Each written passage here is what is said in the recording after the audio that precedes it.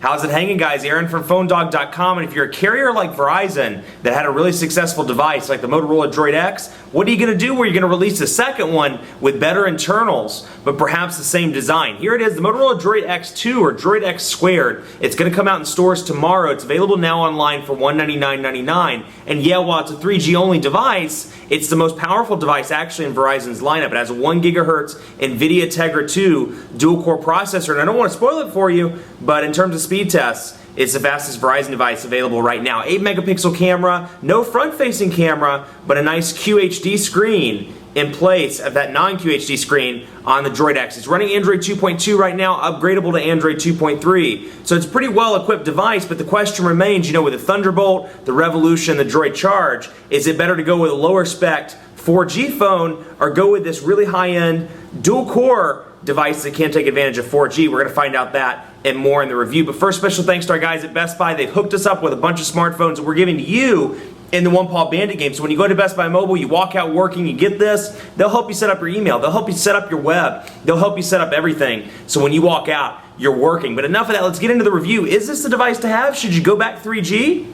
Or should you go with a 4G device? We'll find out. So when you have a really successful model of something, apparently the thing to do is release the exact same looking device with upgraded internals. At least that's Verizon's strategy with the Motorola DROID X2 or DROID X Squared. I'm not quite sure. You know, the press materials look like DROID X2, but if you look here, it's obviously squared. So I'm going to say DROID X2, but if it is DROID X Squared, forgive me. Now you'll see some minor differences right out of the gate. But first of all, let me tell you a little bit about the device. Motorola DROID X Squared, DROID X2, coming tomorrow to retail stores for $199.99 with a 2-year agreement, available online right now. Now, design-wise, you know, you'll notice a couple of changes. It's mostly identical to the original Droid, save for a couple of little things like the DROID X Squared or DROID X2 text here, and you'll notice that there's no camera button on the side anymore. And you know how much I love my camera button, so it's pretty frustrating that the camera button's gone. It's one of those things where you're like, why did they eliminate that? What was the purpose? I mean, was it to save, you know, a penny per, or, you know, half a penny or a fraction of a cent, whatever.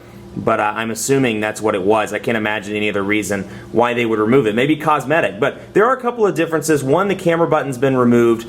Two, it's running a dual-core processor, 1 GHz NVIDIA Tegra 2 dual-core processor. So actually, it's Verizon's first smartphone to have a dual-core processor, which is interesting. It puts it in this weird position because if you look at the device lineup, this is actually the most powerful device on Verizon or in Verizon's lineup right now. You look at the Thunderbolt, the Revolution, and the Charge. Revolution comes out tomorrow as well. And they all have 4G, but none of them have dual-core processors. So when you look at like a quadrant standard score, you're using the device for the raw power. The DROID X2 is the one to get. That said, it's not a 4G device. It still is stuck on 3G only. But you have to decide, is the trade-off worth it? Should you go 4G, slower device, or faster device, slower internet connectivity? 8 megapixel camera as well. No front-facing camera this time around either, but a decent 8 megapixel camera on the back. 720p video recording, which you can check YouTube, check the site if you want to see the sample video of that. It's running Android 2.2 as well, and it says upgradable, and I kind of get a kick out of this because it says Android 2.2 upgradable to Android 2.3. That's like me saying Aaron Baker runs 0.5 miles per hour, theoretically runs 27 miles per hour. Well, that's all well and good, but you know, it's clear that I don't run 27 miles per hour. So something to keep in mind. You know, it's upgradable to Android 2.3 though, and I'm hoping at some point it will be upgraded, at least in the near future, because the DROID X, the original device, gets it starting this Friday. So the rollout begins for the original Droid this Friday. I imagine this one will get it in a couple of weeks. It does have a revised build of MOTOBLUR as well. So it's Android 2.2, and you notice this different look on MOTOBLUR. Excuse me. You'll notice the dock is a little bit different. You'll notice the color scheme is a little bit different as well. You have this blue color scheme now, blue and kind of this lighter blue down here. And you'll notice the menu is different as well. Up here you have a shortcut to the market, and you have all apps, and you can organize your apps by all apps, recent, downloaded, or you can add a new group, and you can call it apps I love, whatever. Save the group, and then you can put apps that you use frequently or apps that you love, which I imagine is what you would put in that if you name the group apps I love. Yeah, that's probably a stupid question on my part, but you get the idea. Some little changes like that, and you'll notice some differences just across the board, and we'll get to those. You know, as we get to those, I'll point those out. You'll see things like the 3G signal indicator difference, some minor changes. The text is a little bit smaller, some little things like that. Nothing too big, but it is a welcome improvement. You know, I never minded the DROID X the MOTOBLUR that was on the DROID X. It was kind of a toned down version. I think they called it Motorola's applications platform as opposed to full-on MOTOBLUR. This is a little bit more in your face, but still they've done a pretty decent job with it. You can see down at the bottom you have 4 little dock-like icons. They can be changed. These 3 can be changed. I'll show you. When I click on one, you see plus marks pop up. I can drag one down and replace it if I so desire. Of course, menu can't be changed. Now the design, like I said, no huge difference here. You have micro USB charging port and HDMI port over here on the left side. You have your lanyard hole down here at the bottom, and then over here your volume rocker, and then this little hump that we know and love from the Motorola DROID X in the past to symbolize the camera. 3.5mm headphone jack on the top, power button, and then, like I said, 4.3-inch display. Now, what I was saying at the beginning, the display has been improved. It's Motorola's QHD display, so it is a higher resolution display. I think it's a nice display. The interesting thing, and the camera's probably not going to show this the way I'd like it to, but it does seem a little bit pixely to me. Now, keep in mind, I've been working with the Galaxy S2, the iPhone 4, several devices with just phenomenal displays. So be it Super AMOLED Plus or Retina display, this does pale in comparison just a little bit to those. You can see the pixels. There is a little bit of a difference there. So something to keep in mind, but you still have your physical capacitor, or your physical capacitive, your physical buttons down there at the bottom as well. Menu, home, back, and search. So design-wise, very similar. And then, of course, and I could be totally wrong. I don't have an original DROID X with me, but I swear that this Verizon little area around it with the logo is blue on this one, like a dark shade of blue, whereas it was black on the original device. So I could be wrong. I don't have the other one with me, but that's just what I remember. So out of the box, you get a couple of pre-installed applications. Amazon Kindle, backup assistant. We'll scroll down through here. Let's Golf 2, message. Well, actually, messaging is Motorola. My Verizon Mobile, NFL Mobile, Need for Speed Shift, some stuff I've installed. You'll see Slacker.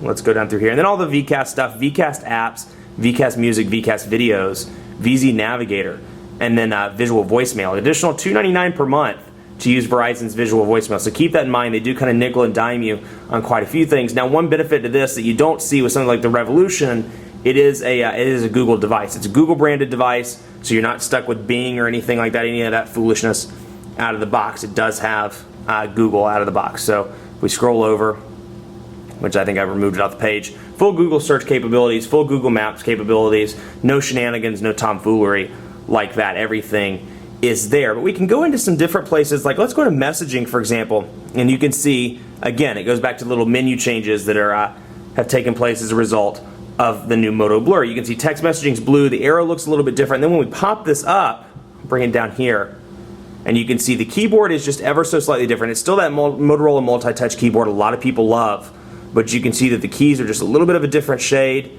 and it's a little bit brighter. So you may not notice that in the camera, but if you're coming from the original DROID, you play around with the DROID X2, or you buy it, whatever, you will notice the differences. So here's our keyboard. We have 2 different options. We have multi-touch keyboard and swipe, and then of course, like I said, you can see those influences of the new MOTOBLUR here with this blue menu. A couple of differences in little icons, like when there's a little waiting icon, it looks different. I'll see if I can find one and point it out to you. So we'll say the quick brown fox is ready to play in the dirt. So we're going to go back here, change that. The quick brown fox.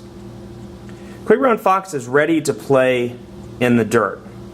So you can see, pretty easy to type on. One thing I have noticed, if I had one criticism about this device, and I don't know if it's just me or what it is, but I swear there's a little bit of a lag in the keyboard, whereas there was not on the original DROID X. I could blow through the keyboard like it was nobody's business. I feel like there's a little bit of a lag on this one for whatever reason. Thanks. Just little things, like I see little hang-ups, like these little spelling errors that are as a result of hang-ups that I did not see on the original DROID X. So it's 4.3-inch display, and not only is it 4.3 inches, but it's a long 4.3 inches as well. So let's go down here to settings, and let me auto-rotate that screen, turn that back on for you, bam, bam, and then you can see how spaced those keys are. So if you're somebody like me, it has big thumbs, you're president of the Fat Finger Club, it's easier, maybe a little bit easier for you to type over on this side. Ready to hang out. I don't know why ready to hang. Quick Brown Did is ready to hang. So get the idea. Swipes your thing, pre-installed as well, so you have that out of the box. Now let's go into internet. You know, these are two popular ones I get asked a lot: the browser and the keyboard. Excuse me, browser and the keyboard. So we're going to go into phonedog.com. We'll load it up. And you know, it's interesting. I've often criticized Verizon's 3G network. It's traditionally very slow, but I've noticed that it's been pretty decent on the Motorola DROID X too. I don't know why that is, but it's just been a pretty decent experience between downloading apps or browsing the web or doing something like that. I've been pretty pleased across the board with it. So PhoneDog's loading up, and you can see like that. See that little icon right there? You'll notice that it's a little bit different from the way it looked on the original Droid. So it's a lot of those minor things that, you know, if you worked with MOTOBLUR, you're like me, you review this stuff for a living, you'll pick up on the little changes, whereas if you're new to it, you might not. So it is running Flash. I'm not gonna make that the pinch to zoom test. We're gonna wait till it loads for fairness. But you can see that ad running over there in the right corner for looks like Netflix or Windows Phone 7, one of the two. Yeah. So you can see loaded up now, and then you can see there's our pinch to zoom. So looks like a little bit of a lag, not too much, but you can see it was a little laggy there at the beginning. Now it seems like it's pretty responsive. Go over here. Yeah, you can see it's just ever so slightly laggy. Go back over here. Scroll down, see if we can zoom in on pictures, so you can see. So you can see pretty responsive. I mean, there is a little bit of a lag from time to time, but then let's take a look. You know, you see the typical Motorola icons here. Let's go into Windows. That's what it looks like. So no like TouchWiz or HTC Sense where there's a port or a preview of the browser page. It's pretty ho-hum and plain Jane. If I open up a new window, open up Google, for example, let's say I want to go back to PhoneDog, you have to click there. There's no real exciting transition or anything like that. So some things haven't changed, but I think there's certainly some improvements in the overall colors of MOTOBLUR. I think the browser does a pretty decent job as well. So that was it in portrait. There it is in landscape. And go back and pinch to zoom. So reasonably fast, you can see, but there was a bit of lag at the beginning.